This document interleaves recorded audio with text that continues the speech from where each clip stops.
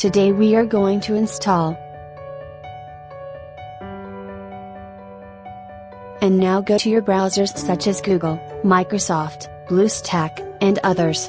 But I am going to BlueStacks software. Do a little wait.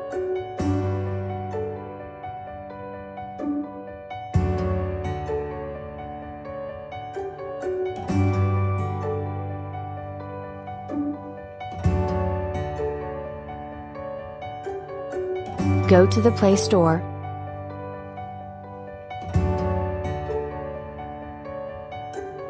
Find out the name of the software, find here.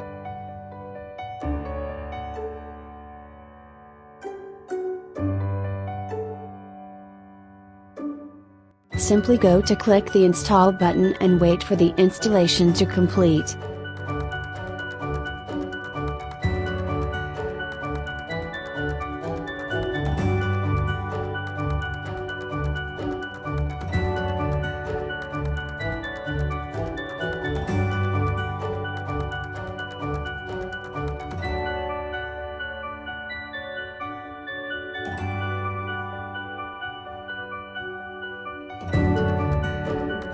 Now click open this file.